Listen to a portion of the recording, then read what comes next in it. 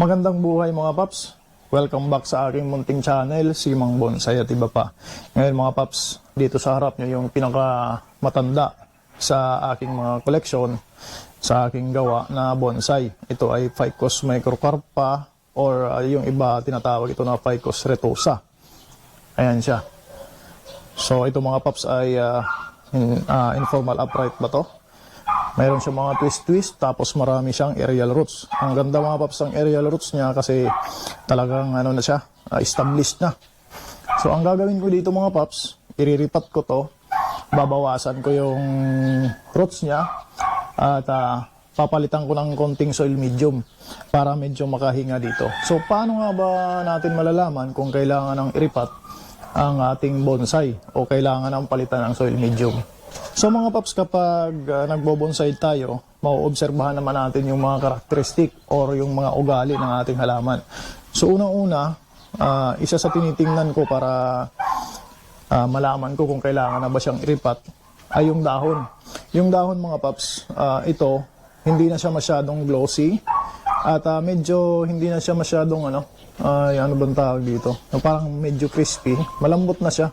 Kahit anong dilig ko mga paps, hindi na siya nagiging glossy So dapat yan, malalaman mo naman, mapapansin mo naman kung healthy na healthy yung leaves niya. Yan po siya. So medyo sa tingin ko kailangan na siyang palitan ng soil medium para mas maraming roots yung lumabas.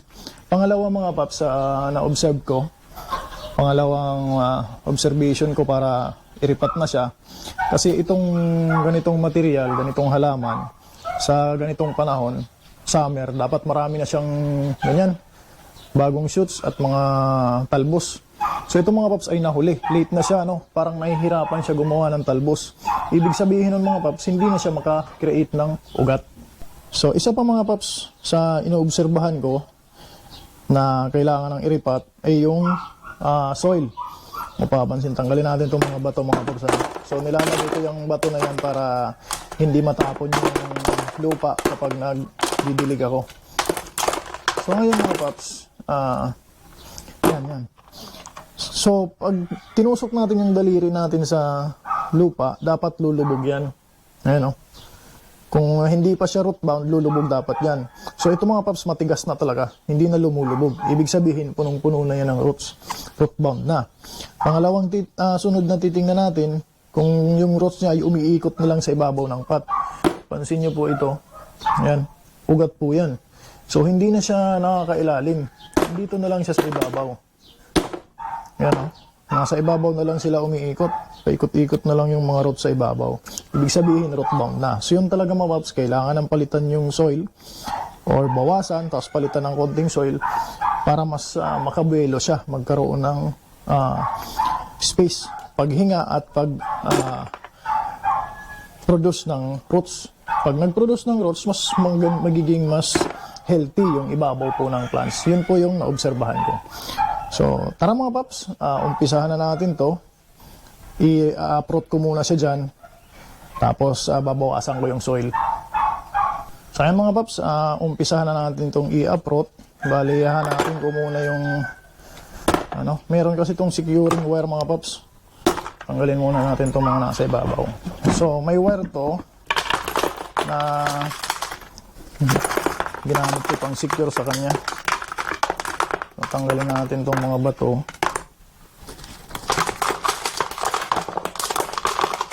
So, ang gagawin ko dito mga paps, hindi ko uubusin yung soil na papalitan. Bali, babawasan ko lang yung gilid niya. Tapos, yung ibang roots na nasa gilid ay babawasin ko rin. So, ayan nagkakaroon na rin siya ng escape roots. Ayan. Okay, wala palang securing wire to. So napansin ko sa kanya mga paps, marami siyang hair roots or hair roots So ibig sabihin, napakaganda ng kanyang growth dito sa soil na to. Kasi yun yung kailangan natin sa bonsai, yung radial at hair roots. So hindi natin kailangan yung mga top roots, yung potato roots na malalaki. dapat tanggalin natin yon. So mas mabilis po siyang mag-absorb ng nutrients at tubig kapag marami siyang hair roots. So ayan mga paps, umiikot-ikot na lang yung kanyang roots dito sa ibabaw ng pot. So kailangan na talagang palitan. Yan. So yun Yan. Mapapansin nyo mga paps, grabe. Bound na talaga.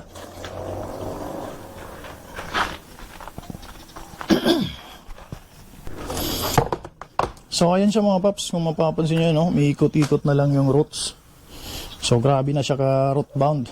Ngayon, babawasan ko tong gilid at tanggalan ko ng konting soil yung gilid para magkaroon siya ng panibagong soil. Hindi ko uubusin mga paps para hindi masyadong ma-stress. Root ball pa rin siya. So itong mga roots dito sa paikot niya, babawasan ko rin. So ayan mga paps, sa kasamang palad, nagloko na naman yung ating camera. So lagi nang nasisira, no? So bali 100 na naman tayo.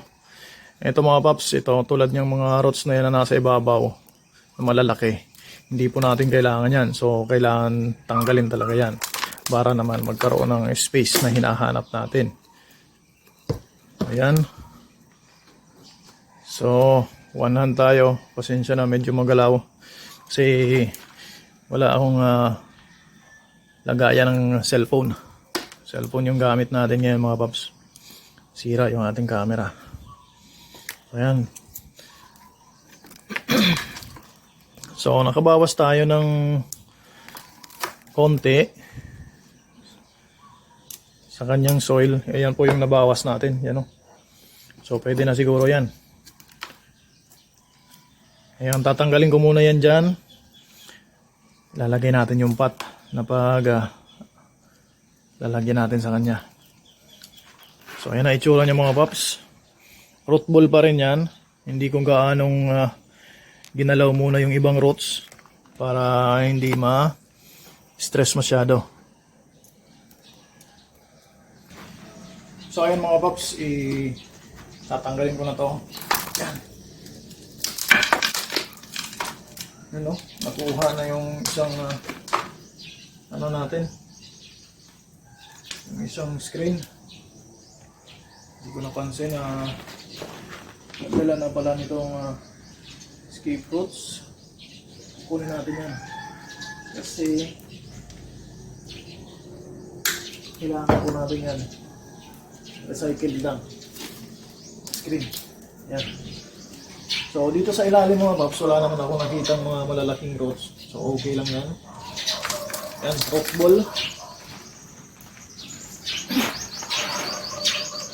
So ito pa rin yung pot na gagamitin natin. Same pot. Ayan siya. Ayan natin itong ano pa rin, screen.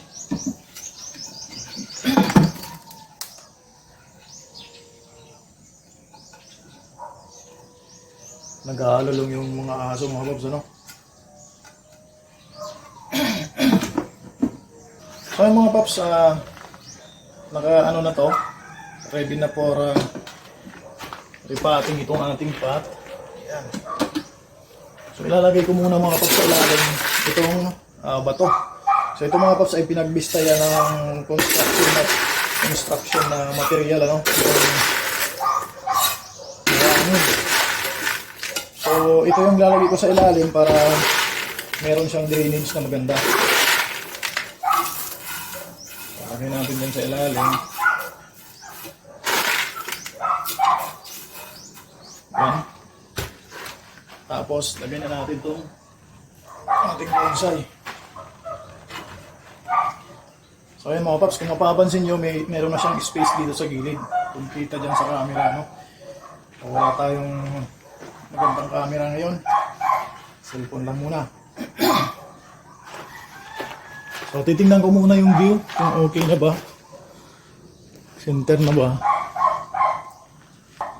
So ayan ang mga paps, ano, sa tingin ko okay na yung position niya, yung pwesto.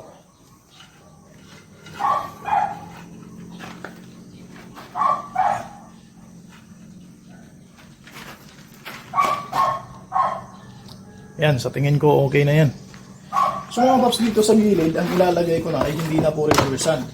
Ilalagay ko mga paps itong kusot ng kahoy. Kasi para mayroon naman siyang organic na material. Diretso fertilizer na yan mga paps. Bali, ang kagandahan dito sa kusot na to mga paps, ito ay nagre-retain ng moisture. At saka pag yan ay nabulok, fertilizer na din. So yan ilalagay ko sa gilid. Hindi na reversan mga paps. So okay lang naman yan dito sa material na to. Pero minsan kasi yung ibang ganito, organic material ay ng parang nagkukos ng pagkabulok. So hindi naman ako mga paps na tanggal ng lahat ng soil. Bali pa rin naman yan, root ball. Kaya sa tingin ko ay okay lang naman to. So ito mga paps ay tipid na soil medium. Wala akong inorganic na soil medium, kaya ito na lang. So para-paraan tayo mga paps dahil hindi tayo mayaman. So ganyan lang. Siksikin natin ng maigi kasi merong air pocket.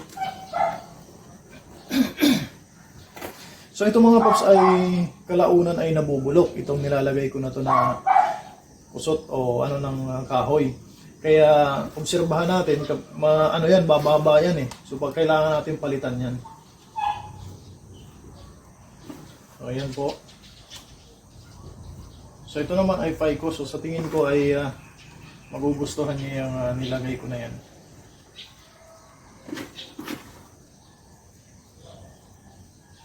So, maganda ang drainage nito mga paps, tapos at the same time ang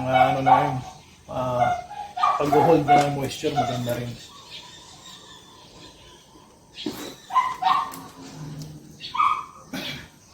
Sobrang init kasi ng panahon ngayon mga paps, so kailangan dilig tayo ng dilig. So ito yung naisip ko na alternative para hindi maano sa tubig, madrain ng tubig.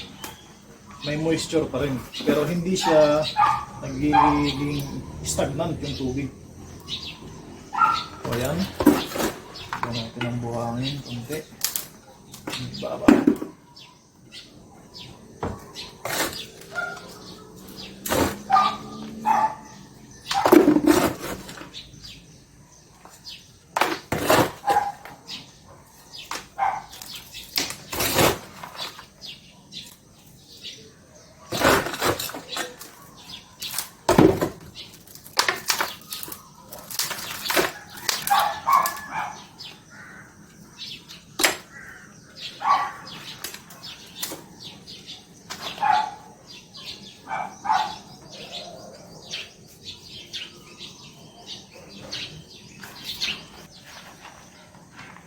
So ayun mga paps, at natapos ko ng mairipat. Sa tingin ko ay okay na to. So nagkaroon tayo ng konting space doon sa ilalim para magkaroon ng room yung roots na dumami. So sa tingin ko okay na yan. Ang susunod dito mga paps, didiligan ko to para medyo moist siya dahil mamaya sobrang init na naman. So ayun na po itsura niya. Yun lamang po muna sa ngayon. Ayan. So tingnan natin paikot. So napaka-importante po ng repotting para sa ating halaman. So ngayon po mga paps, March, summer, so napakaganda mag-repot kasi active yung mga halaman. So yun lamang mga paps, maraming salamat sa panunood. Sana po ay meron akong na-share sa inyo at sana ay may natutunan po kayo. Yun lamang, once again po iimbitahan ko kayo na mag-subscribe kung hindi pa kayo nakakapag-subscribe. Share nyo na rin mga paps para mas malawak yung marating ng ating video. Yun lamang po, once again magandang buhay at happy bonsai.